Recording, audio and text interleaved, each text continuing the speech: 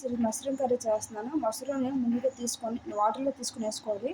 తర్వాత వాటిపైన ఇగో ఇలా అంతా ఉంటుంది కదా, బ్లాక్‌గా ఉందంతా తీసేయాలి. తీసేసి ఇలా నీటిలో వేసుకోండి. ఇలా వీటిని ఇలా పీస్‌లా కట్ చేసుకోవాలి.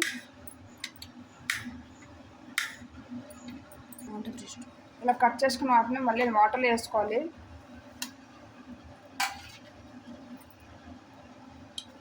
దీంట్లో కొంచెం మన రాక్ సాల్ట్ అయినా వేసుకోవచ్చు. వేసుకొని కొంచెం 5 మినిట్స్ ఇలాగ నానబెట్టాలి. అంటే ఇంకా లోపల ఇంకా బ్లాక్ అవ్వదన్నమాట. బాగుంటుంది. ఒక 5 మినిట్స్ తర్వాత వీటిని ఇలా వడకట్టుకోవాలి.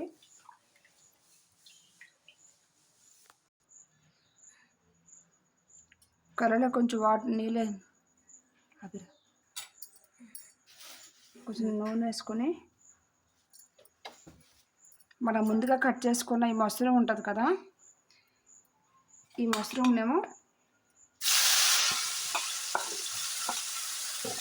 వేపుతుండాలి. ఇలా ఇది కొంచెం కలర్ మారినంత టైం వరకు వేపుతుండాలి. చూడండి ఫ్రెండ్స్, ఇలా అయిపోయింది, కలర్ మారింది కదా. వీటిని ఆ బౌల్లో తీసుకోవాలి. కొంచెం ఆయిల్ వేడైన తర్వాత కొంచెం ఆవాలు, జీలకర్ర, కొంచెం మినపప్పు వేసి కొంచెం బాగా వేయండి.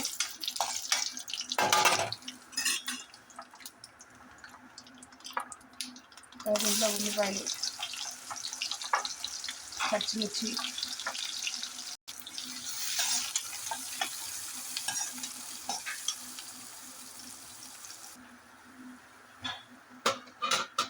వీటిని కాసేపు మూత పెట్టండి.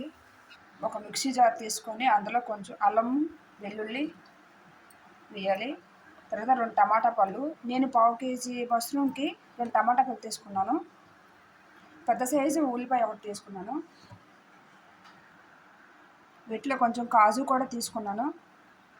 వీటన్నిటిని ఒకసారి మిక్స్ పెట్టుకోవాలి. నేను వీటిలో కొంచెం కాజు కూడా వేస్తున్నాను.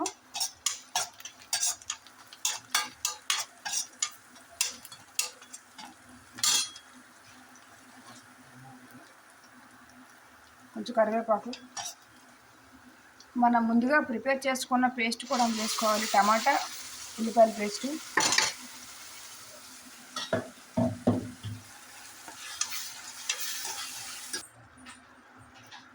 ఇందులో చిటికెడు పసుపు. నేను ఆల్రెడీ పచ్చిమిర్చి వేసాను కాబట్టి కారం తగ్గించి వేస్తున్నాను. కొంచెం వేస్తున్నాను కారం. మీరు ఎంత టేస్ట్ తగ్గట్టుగా ఎంత వేసుకోండి. రుచి సరిపోయినంత ఉప్పు వేసుకోండి. జీలకర్ర పొడి, ధనియాల పొడి,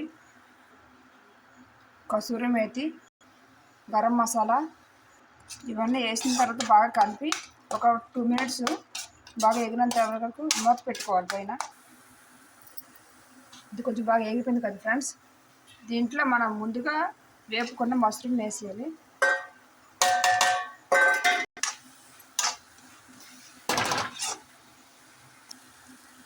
దీంట్లో కొంచెం వాటర్ వేసుకోవాలి.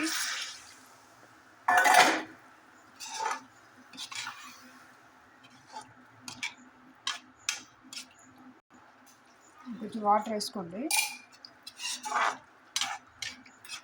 ఇలా వాటర్ వేసుకున్న తర్వాత కాసేపు మూత పెట్టేయండి. ఒక 5 మినిట్స్ తర్వాత రెడీ ఫ్రెండ్స్.